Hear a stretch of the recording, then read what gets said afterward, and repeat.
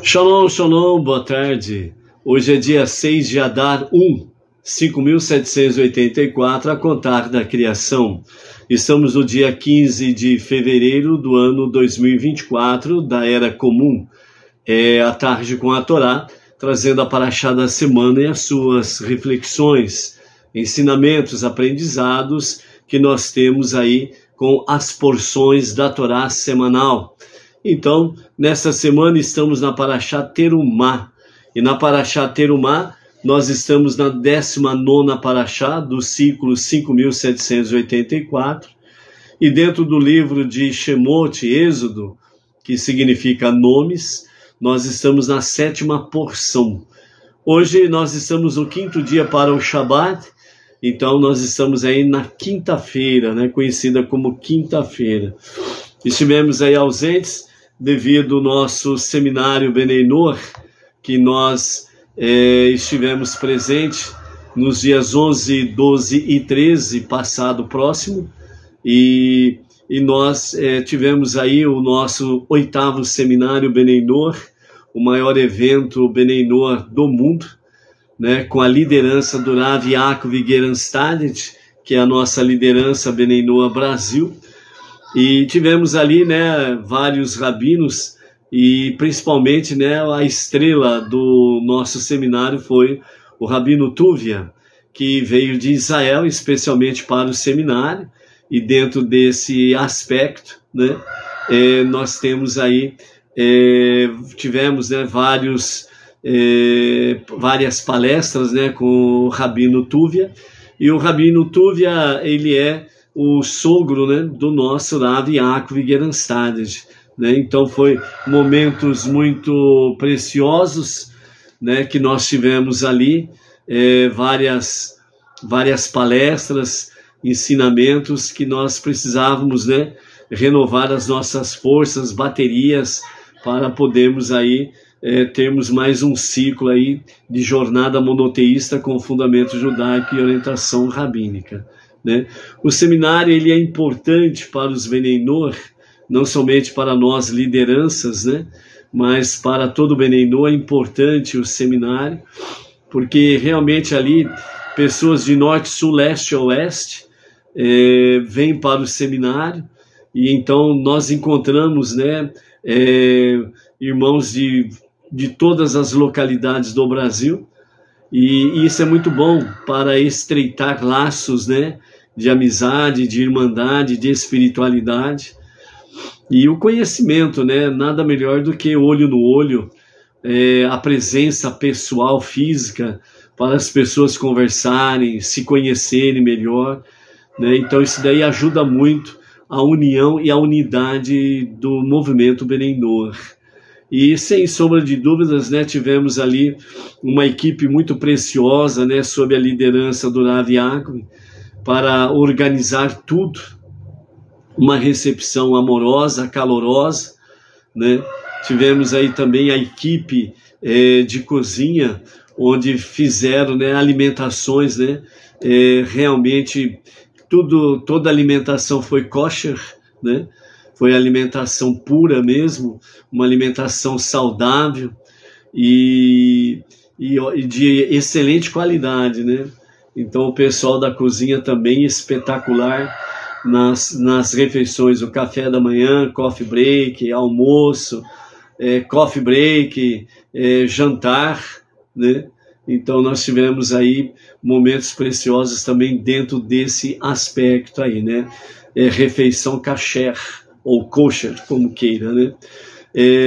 Então, amados, né, sem sombra de dúvidas, nós precisamos cada vez mais de estarmos nos programando para eventos deste porte, para podermos realmente estarmos juntos, reunidos, unidos em unidade, para juntos podermos aí melhorar o nosso traçado, a nossa jornada monoteísta com fundamento judaico e orientação rabínica.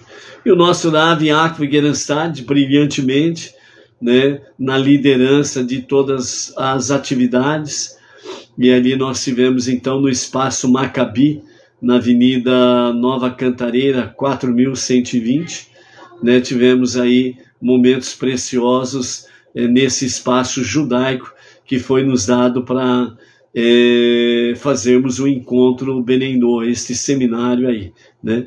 Então, isso é muito bom e nós precisamos aí cada vez mais estarmos nos organizando, planejando para o próximo seminário, né? E os próximos encontros Beneinô. As comunidades de norte, sul, leste e oeste ali estiveram presentes, né?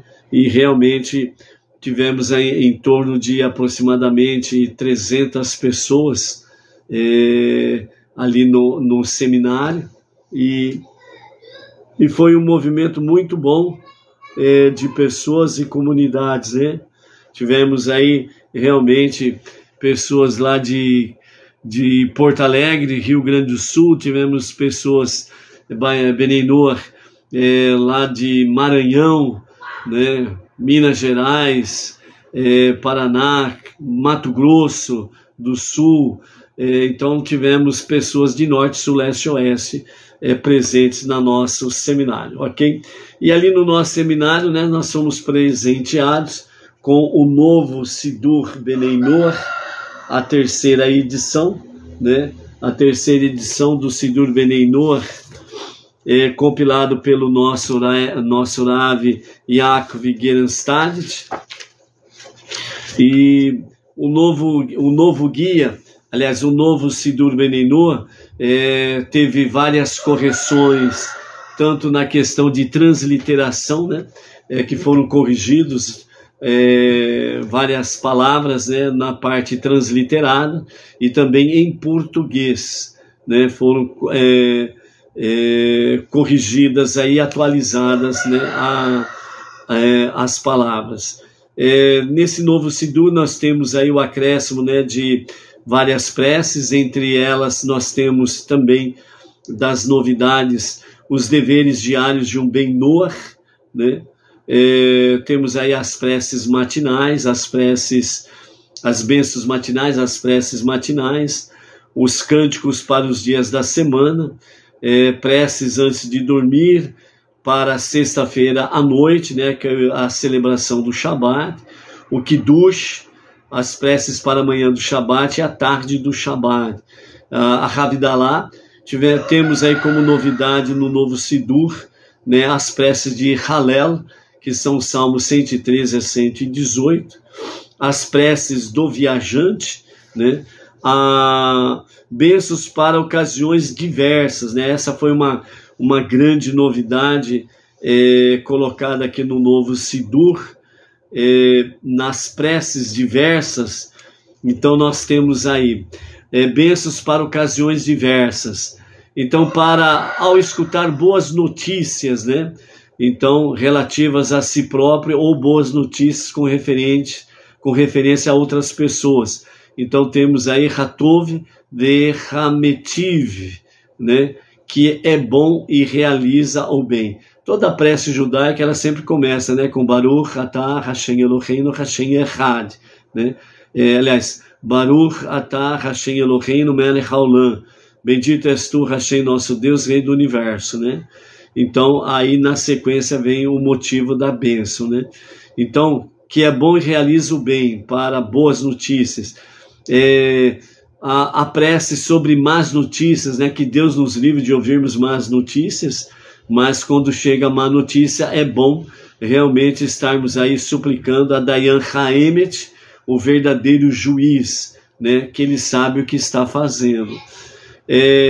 Sobre aquele que sai no mês de Nissan e vê árvores frutíferas dando flores, então tem a bênção específica, né? Toda pessoa que sai no mês de Nissan e vê árvores frutíferas com flores novas, então tem a bênção específica para isso, né? As bênçãos sobre cheirar especiarias aromáticas, bênçãos sobre uma fruta pela primeira vez na estação, quando você vê relâmpagos, estrelas cadentes, né? Então, também tem a bênção específica. Quando você escuta trovão ou vê um furacão ou terremoto, também tem a bênção específica. Quando você vê o arco-íris, né? Então tem a bênção aí, Zoher Haberit, Veneeman, Bivrito Vekayam, Bemamaro, que recorda o pacto, é fiel ao seu pacto e guarda a sua promessa, né? Tem a bênção do vinho ou suco de uva natural, a bênção da fruta que nasce em árvore, a bênção das hortaliças, legumes, verduras e frutas, né? Que são produtos que nascem próximos ao solo. Os demais alimentos, os shechakol, né? Chocolate, bala, sorvete, queijo, ovos, etc. Né? Quando você vai comer pão ou matzá, pitá ou pizza, né?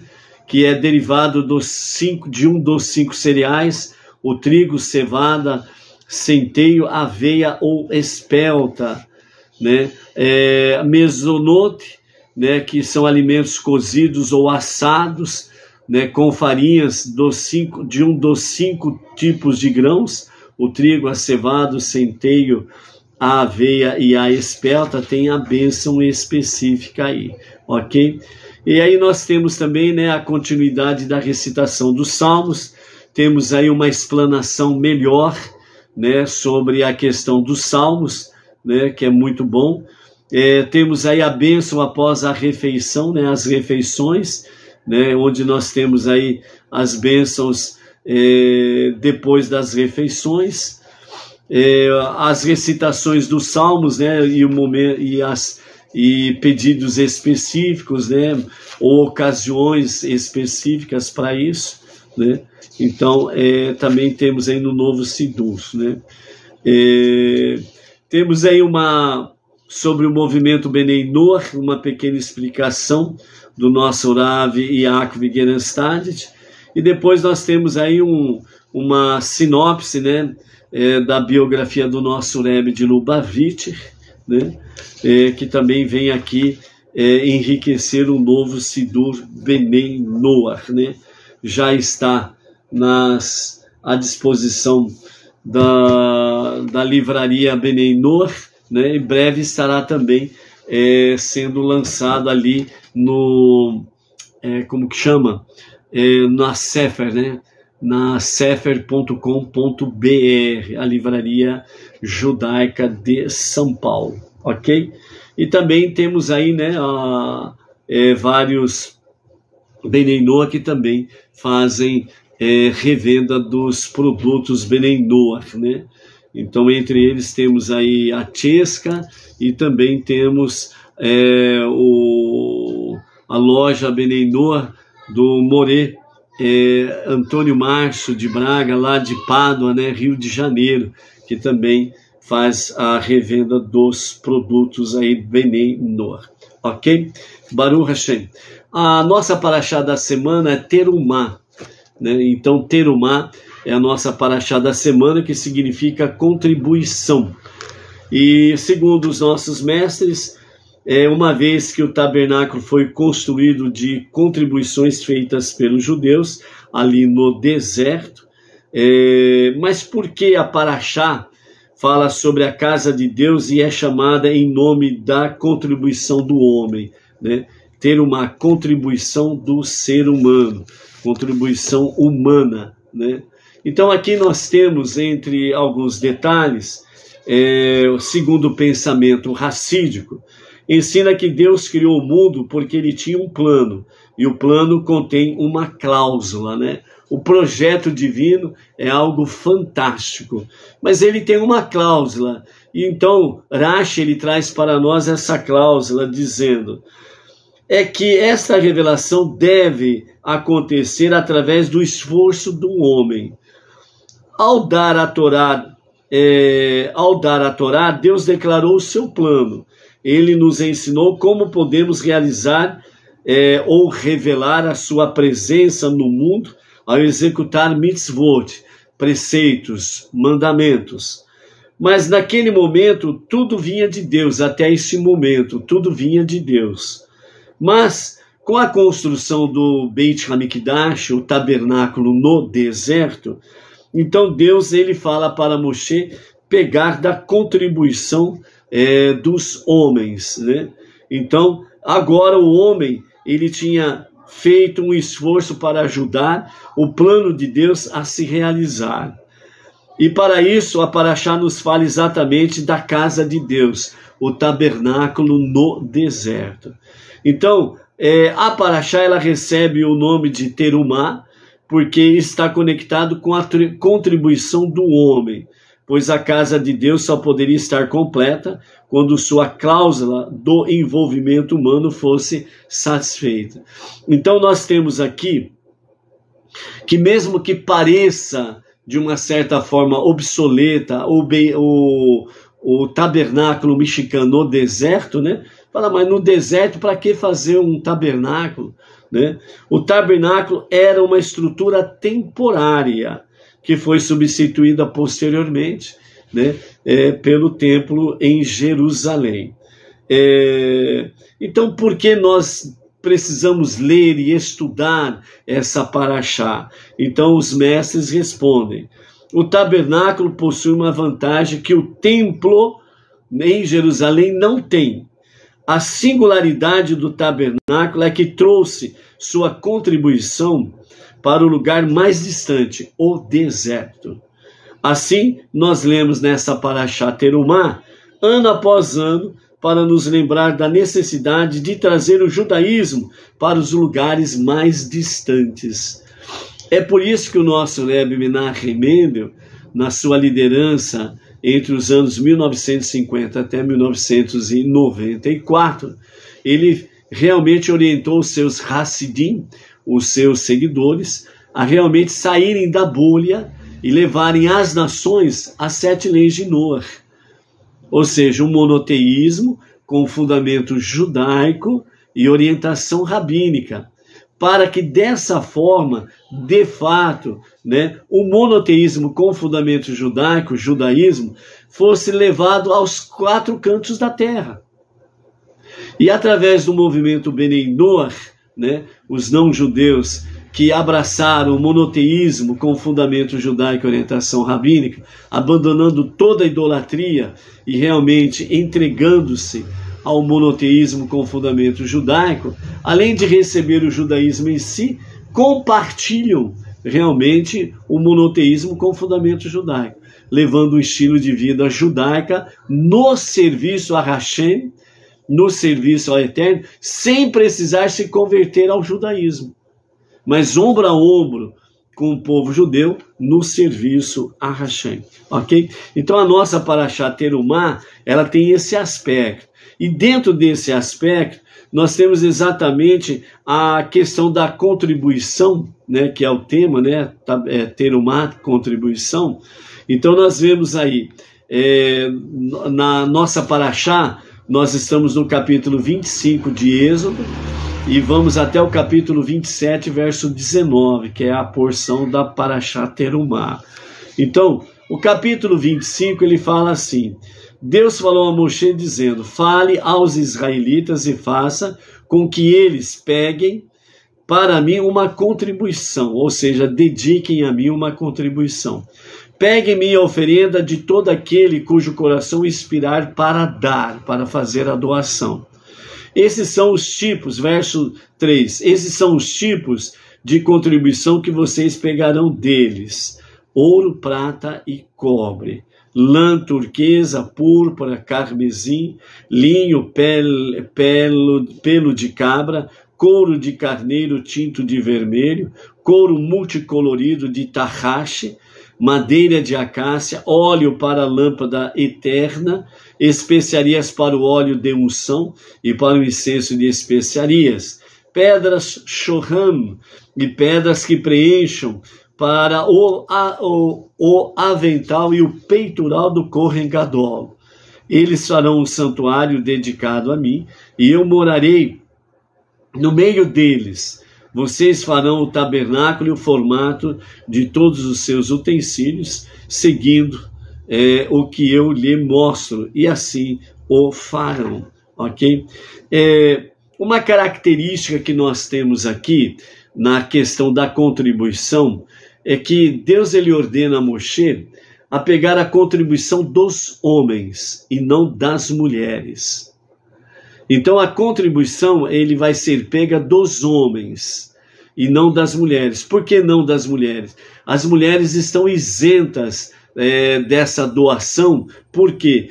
Porque elas não pecaram com o bezerro de ouro. As mulheres, elas não pecaram no Egito, elas não se desviaram da conduta ética, moral e espiritual. Elas não pecaram com o bezerro de ouro. Então, os méritos das mulheres, elas são muito grandes. E por isso é que foi confiado essencialmente à mulher, né, a questão do lar. A mulher, ela é o esteio do lar, é a base do lar, é a luz do lar, é a luz da família. Então, a mulher em si, ela tem, sem sombra de dúvidas, um nível espiritual muito elevado, mais do que os homens. Por isso que as mulheres em si, naturalmente, mesmo que ela não é espiritualmente apurada, ou mais madura, por assim dizer.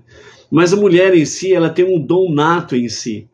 Ela tem uma percepção mais natural em si, intrínseca na sua natureza. A mulher em si, ela realmente ela tem mais visão do que o próprio homem. De uma forma geral, a mulher é nesse sentido mais espiritual do que o homem. Pode ver, por exemplo, nos segmentos religiosos, que há um grande movimento das mulheres e não dos homens, né?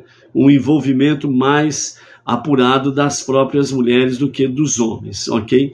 Então isso mostra exatamente a apuração, né, espiritual que há na mulher, sem sombra de dúvida. Então, por isso, Deus ele ordena a Moshe a pegar as doações dos homens. As mulheres estão isentas, elas não pecaram com o bezerro do ouro. Então, elas têm um nível espiritual mais elevado em si, ok? Quando o Eterno, né, fala para Moshe, pegue para mim, né, as contribuições, né? O versículo nos ensina uma lei prática. Se uma contribuição não é dada com a intenção correta, ela é inválida, né? Então, dentro desse aspecto aqui, nós temos a questão da contribuição, que ela tem duas dimensões. Primeira dimensão, o ato de doar, e a segunda dimensão é o ato de coleta. O ato de doar, a primeira dimensão, é aquela que remove a contribuição da posse privada do dono do aspecto mundano. A segunda dimensão é o ato de coleta, que eleva a contribuição para que se torne propriedade do tabernáculo, né? Dessas duas dimensões, nós encontramos dois modos no serviço divino. Ou seja, o ato de doar, que remove a contribuição da posse privada do dono para o aspecto mundano.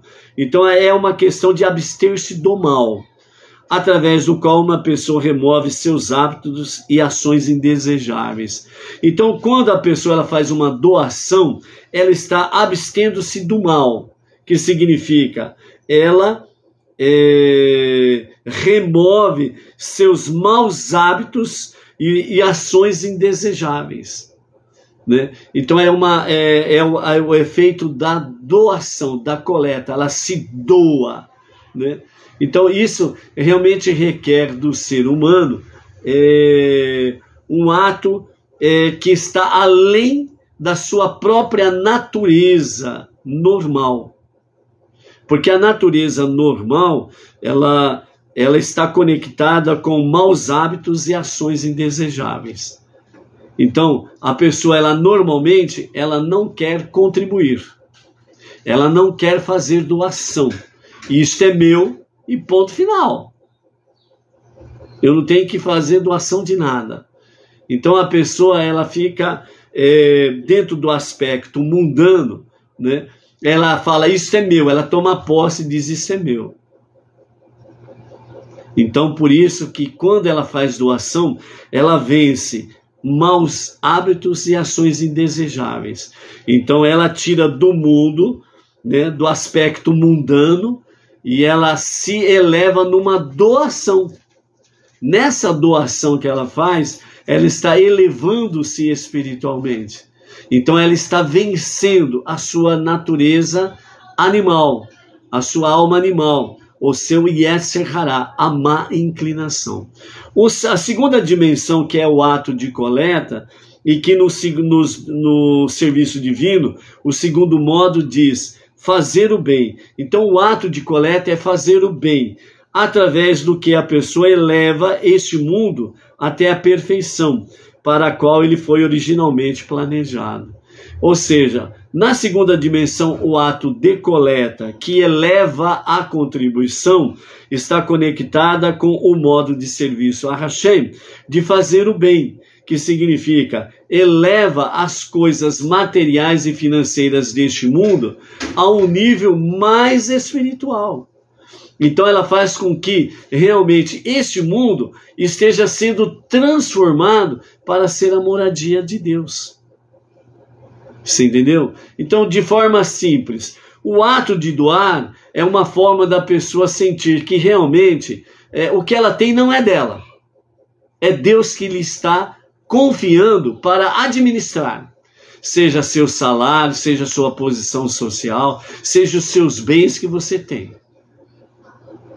Então, à medida que você faz a sua doação, você está realmente fazendo com que, tirando do aspecto mundano, para realmente pertencer à dimensão espiritual de Deus.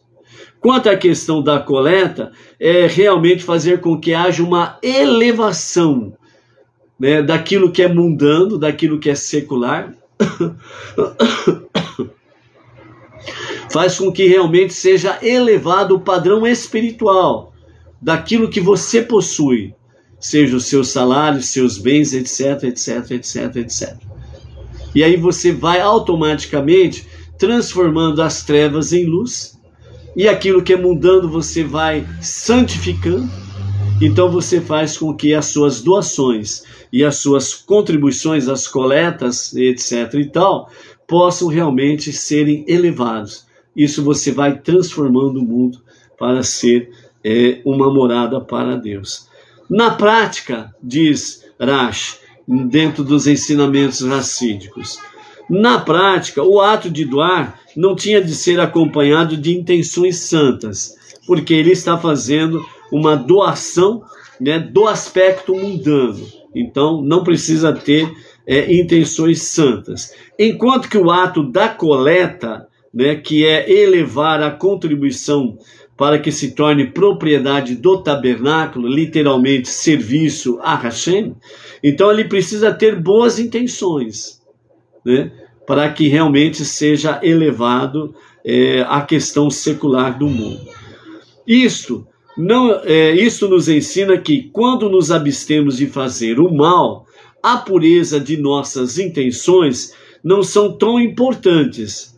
Mas quando nós fazemos boas ações e cumprimos mandamentos, fazendo assim uma casa para Deus neste mundo, intenções puras são de extrema importância neste momento, transformar este mundo para ser a moradia de Deus. Então, para fazer com que este mundo seja transformado, nós precisamos de boas intenções. E nessas boas intenções significa que realmente é um ato de coleta, é uma contribuição onde nós vamos realmente elevar o mundo e todo aquilo que está no mundo, no seu aspecto físico, financeiro e material, a níveis espirituais elevados, né, para que realmente o mundo seja transformado na moradia de Deus, ok? Quanto ao aspecto que nós acabamos de falar, que realmente a contribuição, o ato de doar, coleta, etc. e tal, é requerido dos homens, né? E não das mulheres, porque elas têm a questão de serem isentas, porque não pecaram no pecado do bezerro de ouro. Então os nossos mestres também dizem assim: há uma missão especial dada às mulheres, que são chamadas de pilar da casa, pois a conduta de todo o seu lar depende dela. Por isso que Salomão fala em Provérbios, né? Que a mulher sábia edifica o lar, que a louca destrói o seu lar. Você não encontra que o homem sábio constrói o lar. Não acha essa passagem, mas a mulher sábia constrói o seu lar e a louca destrói. Porque realmente às mulheres foi confiada, né, a questão de ser pilar da casa. Então, quando você ouve por aí algumas expressões, por exemplo, quem manda lá em casa é a mulher, é uma realidade, apesar que muitos homens falam brincando, mas na realidade é. Quem manda lá em casa é a mulher. Pode observar, por exemplo, o homem casado. Se ele chega em casa, por exemplo, e a sua esposa não está porque ela foi fazer alguma coisa, né? E ele chega em casa e a esposa não está, ele fica que nem barata tonta dentro de casa. Então, Deus confiou à mulher ser o pilar da casa. E não adianta o homem bater o pé, porque sem a mulher a casa cai por terra. Você já ouviu aquela expressão também, né? Enquanto os pais estão vivos, as famílias se reúnem normalmente. Mas quando morre a matriarca, né, realmente fica mais difícil das famílias se reunirem. Por quê? Porque é a mulher o pilar da casa. Entendeu? Então, vejam, preste atenção sobre isso, ok? Então, dentro desse aspecto, a conduta de todo o lar, né, que é confiado à mulher como pilar da casa, tudo depende dela. Todo lar deve ser semelhante ao santuário e ao templo sagrado, nos quais a presença de Deus residiu. Deve ser puro e santo, de forma que Deus possa dizer: eu morarei entre eles. Uma vez que a mulher é o pilar da casa, é ela quem faz do lar um santuário, semelhante ao templo sagrado, sobre o qual Deus diz: eu morarei entre eles. Né? Então veja bem, numa família normal, né? Marido, esposa e filhos, ok? Então veja bem, a mulher é confiada o acendimento das luzes de Shabat, né? Então, quando está próximo, né, do pôr do sol do sexto dia da semana, a sexta-feira, a mulher, ela está incumbida e tem a responsabilidade, né? É um compromisso de amor, não é uma responsabilidade de dever, por assim dizer, mas é um compromisso de amor, porque é feito por amor a Hashem. E a questão essencial na sequência é por amor à família. Porque a mulher, ela faz o acendimento das luzes especiais de Shabbat, né, por amor a Hashem, né, a mitzvah, né, do sétimo dia, o sagrado dia do Shabbat, e pela família. Por quê? Porque é a mulher que traz a luz divina para dentro da casa, para dentro da família. É a mulher que traz a luz especial do sagrado dia do Shabat para dentro da casa, dentro da família. Lembra que Sara e Rivka, elas faziam o acendimento das luzes especiais de Shabat e elas permaneciam acesas do final do sexto dia até o próximo final do sexto dia. De tão especiais que elas eram. Então, a partir do momento que a mulher ela faz o acendimento das luzes especiais do Shabat, ela está trazendo luz divina para dentro da família, para dentro da sua casa. E ela faz com que a sua casa seja como o santuário, o Beit HaMikdash, o templo. Então, por isso que a mulher judia, né, ela é, vamos assim dizer, ela é fielmente cumpridora da mitzvah do acendimento das luzes especiais de Shabbat. Porque ela leva muito a sério esse compromisso de amor de ser o pilar da família. E é por isso que as Bat Noah, as mulheres não judias, que têm abraçado o monoteísmo com fundamento judaico e orientação rabínica, precisam realmente terem esta fidelidade de amor para o sagrado dia do Shabat. E é por isso que toda mulher ela precisa se programar, planejar para o Shabat, para o sagrado dia do Shabat. Quando nós vamos para a celebração do Shabat, né, a mulher precisa ser aquela que seja a incentivadora da família a estar presente na celebração do Shabat, na sua comunidade Benei Noah, na sua sinagoga Benei Noah, né, aonde ela possa estar e aonde ela possa estar junto com a sua família, né? Eventualmente, a localização da família é muito distante da comunidade Benei Noah ou da sinagoga Benei Noah, e realmente não há como fazer esse deslocamento, né?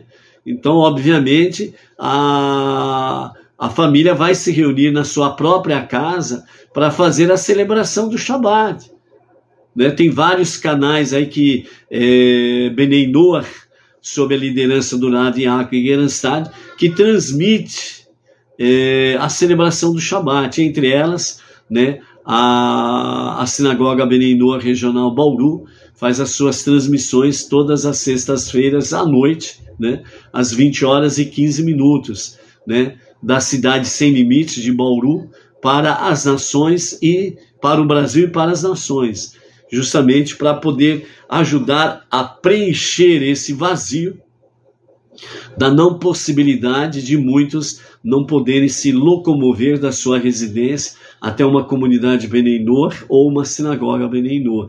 Então aí nós contribuímos com a transmissão para que juntos nós possamos estar na celebração do Shabat. Mas mesmo assim requer da mulher o planejamento, né, para preparar-se e preparar a família para a celebração do Shabat. Então, por isso, né, os nossos mestres falam realmente dessa missão especial da mulher judia e da mulher Bat Noah, né, dentro da questão do Shabat. Então, esta preparação da mulher, a mulher não deixar com que nada e ninguém venha atrapalhar a sua presença na celebração do Shabat, de fundamental importância para que a sua família, a sua casa, ela seja como um tabernáculo no Shabat. Então, por isso, desde o acendimento das luzes especiais de Shabat, antes do pôr do sol, né, até o pôr do sol do sábado, né, a mulher precisa fazer da sua casa um santuário, fazer da sua família um santuário, fazer da sua casa, né, o templo sagrado, de forma especial no sagrado dia do Shabat, né? E aí se cumprirá aquela palavra que diz o verso 8 do capítulo 25 de Êxodo, onde Deus diz: eles farão um santuário, né, uma dedicação a mim, que significa isto, e eu morarei no meio deles, ou entre eles, como diz aqui, né? E morarei entre eles. Algumas versões trazem, né? E eu morarei dentro deles, né? Mas o significado é essencialmente esse: e eu estarei no meio deles, né? Ou dentro deles também, sem sombra de dúvidas. Isso significa que quando a mulher procede desta forma, é mais real a presença divina no meio da família, nos corações de cada membro da família. Então, por isso que é importante realmente a mulher se planejar para que o sagrado dia do Shabat, você não permita que nada e ninguém venha impedir de você realmente honrar o sagrado dia do Shabat, a celebração do Shabat. ok? Então é importante você, né, como mulher Batinoa no serviço a Hashem, estar dentro desse aspecto aí, ok?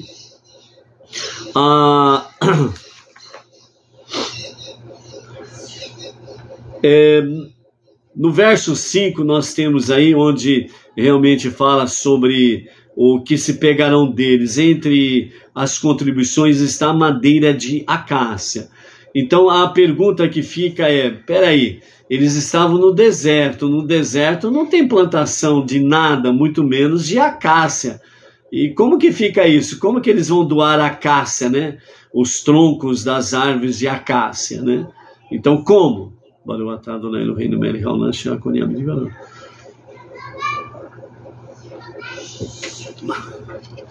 Segundo os nossos mestres, quando o Yaakov Avinu, o nosso pai Yaakov, ele saiu de Canaã, saiu da terra prometida e desceu ao Egito, né, naquela época da seca, da fome. Então, Yaakov Avinu, ele teve uma revelação divina, onde ele teve a visão e a visão profética que seria necessário ter madeira de acácia para a construção do mexicano no deserto.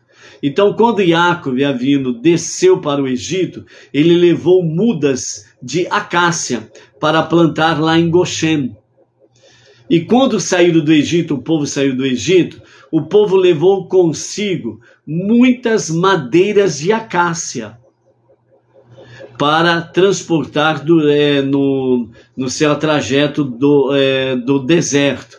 Então, quando chega nesse ponto para a construção do mexicano, o tabernáculo no deserto, então quando foi pedido madeira de acácia, o povo tinha madeira de acácia para fazer doação, entendeu?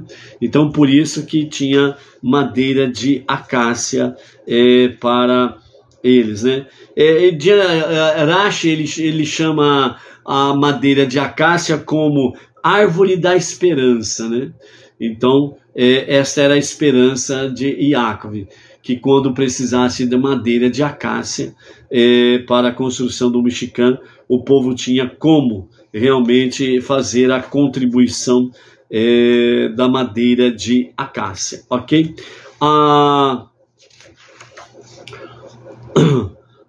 O Rashi traz para nós uma visão sobre a questão da arca no capítulo 25, versos 10 até o verso 22, né? Faça uma arca de madeira de acácia e cubra com uma camada de ouro puro interna e externamente, e faça uma moldura de ouro em todo o redor de sua parte superior. Funda 4 anéis de ouro para ela e os coloque em seus 4 cantos, 2 anéis de um lado e 2 anéis de outro lado. Faça barras de madeira de acácia e cubra-as com uma camada de ouro. Coloque as barras nos seus anéis, né? Elas não devem ser removidas. Você colocará na arca o testemunho que lhe darei. O testemunho aqui se refere à Torá, que seria outorgada no Monte Sinai. Faça uma tampa de ouro para a arca, faça 2 querubins de ouro, cada um com uma face de uma criança, faça-os da mesma peça de ouro, batendo-os das 2 extremidades da terra. Você deve colocar o testemunho, ou seja, a Torá, que lhe darei no interior da arca. E eu farei consigo reuniões ali, e falar-lhe-ei de cima da tampa, dentre os 2 querubins, que estão sobre a arca do testemunho.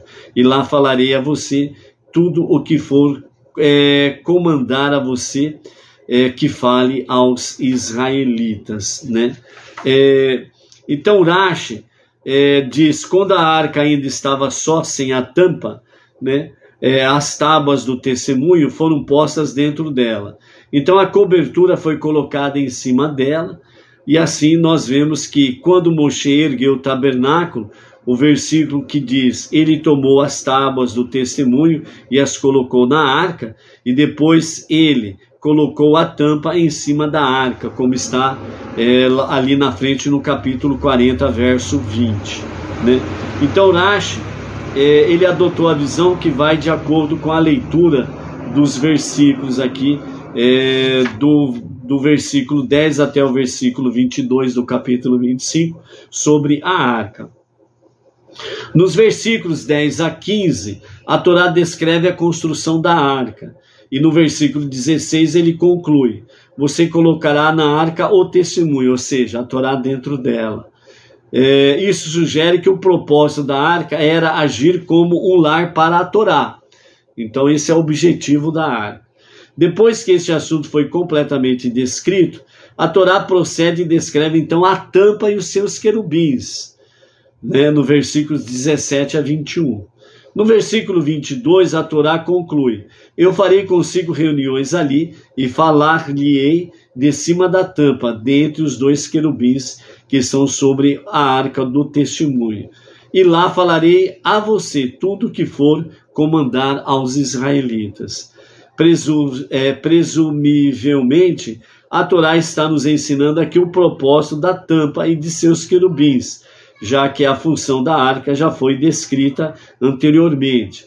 Rashi conclui que a arca e sua tampa são artigos separados e cada um com um propósito específico, né? Rashi, ele vê a tampa como tendo uma função separada. Ele acha que os querubins representam o amor de Deus que tem pelo povo judeu em si, né? Então esta é a visão de Rashi que traz para nós aqui dentro desse aspecto. O nosso Rebbe Menachem Mendel, né, ele nos traz alguns aspectos a níveis mais elevados, mais próximos da nossa realidade e do nosso dia a dia, né? Realmente a sabedoria, a inteligência do nosso Rebbe Menachem Mendel estava muito além da sua época e da nossa época atual, sem sombra de dúvidas, né? Então eles devem fazer para mim um santuário e assim poderia habitar no meio deles. Então Deus, ele não diz que vai habitar nele, né? Mas no meio deles, essencialmente diz assim: Deus nos ordenou construir um santuário para poder morar entre nós. Há 3 tipos de santuários incluídos neste mandamento que nós temos aqui. O primeiro deles, o Mishkan, o tabernáculo físico, que os judeus construíram no deserto. O segundo, o santuário interior e pessoal, que cada um deve edificar em sua própria vida e no seu espaço de influência social, famílias, amigos, na sua sociedade. E por último, o mundo em geral, que devemos transformar numa moradia para Deus. Ou seja, o que nós temos aqui dentro da visão do nosso Rebbe Menachem Mendel é que a questão quando Deus diz, né, fareis para mim um santuário e habitarei no meio deles, né, está trazendo esses 3 tipos de tabernáculos, né, ou santuários, o físico, o interior e o pessoal e o mundo em geral. Então nós vemos aí que, de fato, de uma forma simples, no nosso interior, certo? No nosso, dentro do nosso coração, dentro da nossa mente, né? A Torá, né? As 7 leis de Noé, fazer em nós o nosso santuário pessoal e íntimo e expandirmos, sermos testemunhas aonde formos para falarmos realmente da Torá, das 7 leis de Noé e transformar este mundo para ser a moradia de Deus. Nesses 3 casos, diz o nosso Rebbe, essa tarefa somente é possível porque simplesmente estamos revelando a natureza oculta e verdadeira da realidade. O mundo e tudo que há nele existe unicamente graças à energia divina que pulsa em seu interior. Por isso, fazer com que este seja o lugar onde a divindade se revele consiste simplesmente em remover as obstruções que ocultam essa realidade. Do mesmo modo, a essência de cada um de nós é a nossa alma divina, e transformar nossas vidas no Mishkan, no tabernáculo, no santuário, que Deus para Deus é simplesmente permitir que nossa essência interior brilhe através da bagagem de excessos materiais que acumulamos ao longo da nossa viagem pela vida, né? Ou seja, o que realmente é que o nosso Rebbe está nos dizendo dentro desse aspecto aqui, né, dos 3 tipos de santuário, está trazendo para nós que realmente o mundo que nós vemos não é a realidade em si, mas que nós precisamos revelar a verdadeira realidade do mundo em si, né? Tirando essas cascas, as kelipot, para revelar o mundo verdadeiro, a essência verdadeira, a luz verdadeira, a presença divina verdadeira. Então, quando nós realmente fazemos techuvá, tefilá, prece diária, estudo da Torá, estudo das 7 leis universais e a de Sedaká, onde nós estamos vivendo e vivenciando a Torá e as mitzvot, nós estamos transformando este mundo para ser a moradia de Deus. Então nós vamos removendo as cascas, as obstruções, os obstáculos que não permitem que o mundo se revele como ele realmente é, o mundo divino. Por isso, a tarefa suprema que nós temos é transformar este mundo para ser a moradia de Deus. E Deus confiou em nós esta tarefa suprema de transformar o mundo. Então, à medida que nós vencemos as trevas, à medida que nós vencemos um mundo pagão e profano e vamos trazendo mais presença divina, mais luz divina, através dessas 5 bases que nós acabamos de falar, então nós estaremos cumprindo a nossa tarefa. Nós estaremos cumprindo realmente o objetivo que Deus nos chamou para isso, de transformar este mundo para ser a sua moradia, ok?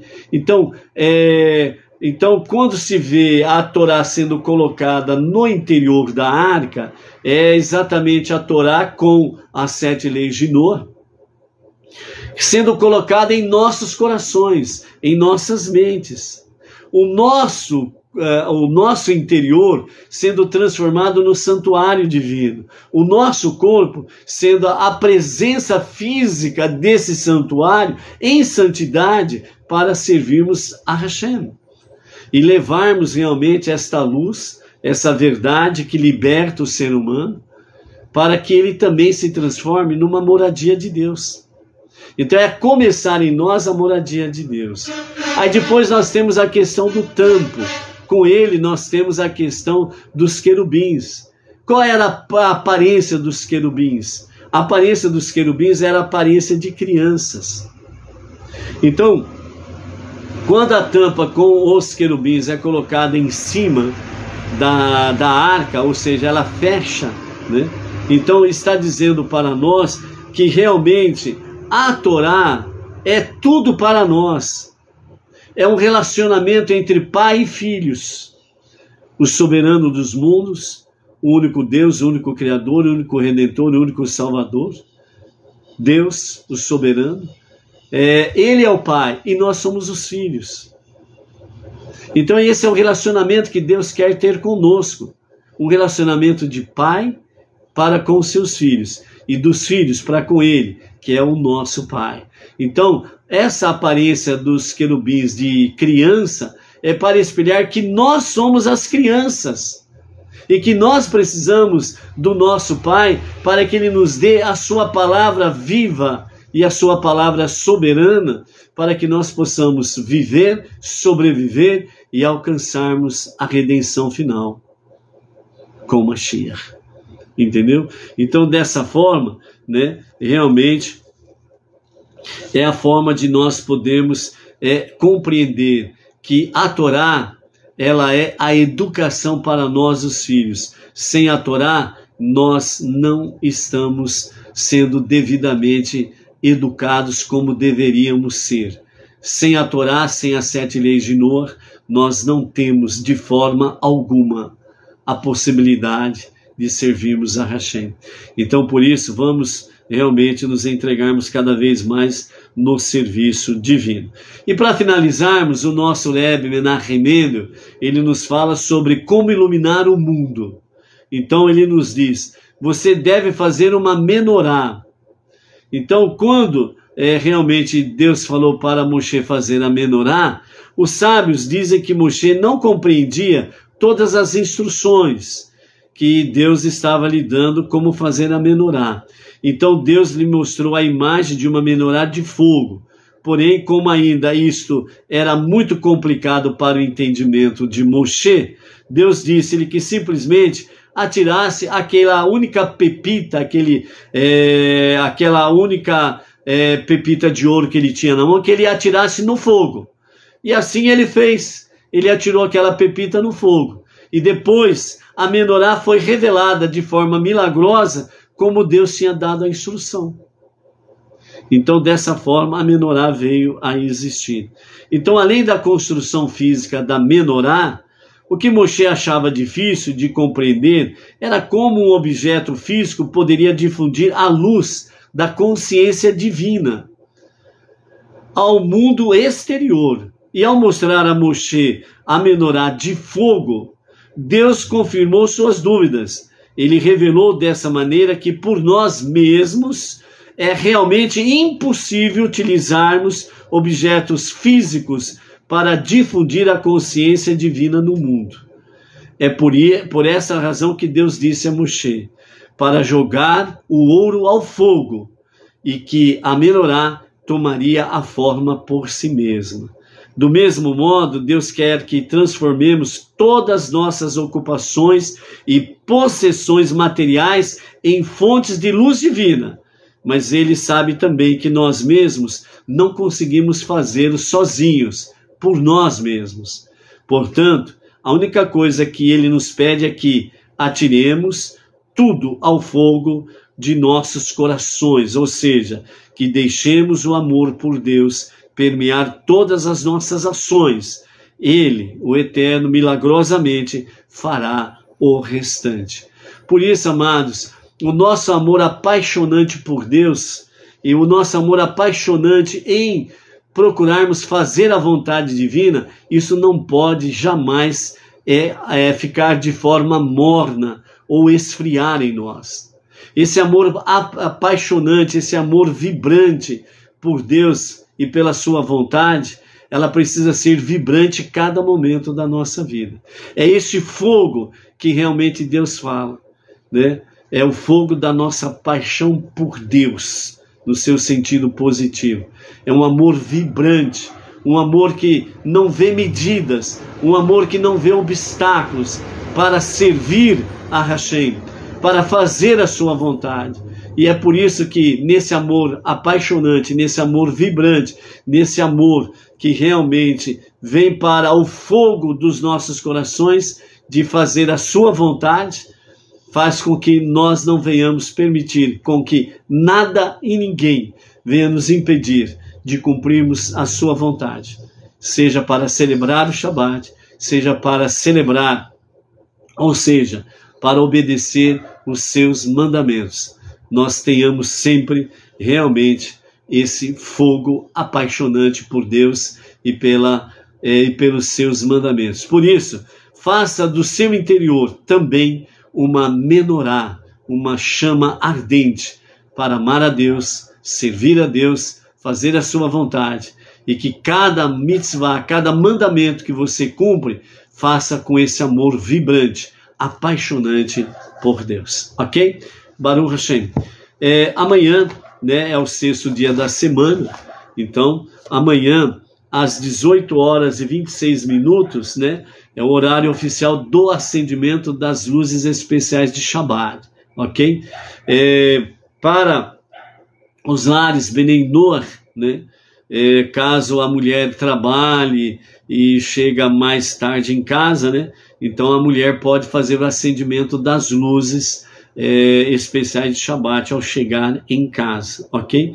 O horário oficial é 18h26. E o encerramento do Shabbat se dará às 19h20. do sábado, ok? E a Sinagoga Bnei Noach Regional Bauru, a partir das 20 horas e 15 minutos, estará transmitindo por esse canal, né, a celebração do Shabat, da cidade sem limites para o Brasil e para as nações. Então, nós temos aí um encontro amanhã, né? E no sábado à tarde com a Torá, estaremos trazendo aqui algumas saudações aos amados, né? Que nós encontramos ali no seminário Bnei Noach, né? E aqueles que também, através de forma virtual, sempre estão presentes conosco aí. Então, no sábado, no encerramento da Parashá da semana, estaremos trazendo aqui as saudações. Então, por enquanto, até lá, e para amanhã, já vamos deixando aqui o nosso Shabbat Shalom e o nosso encontro com a transmissão da celebração do Shabbat a partir das 20 horas e 15 minutos. Shalom, shalom, até lá.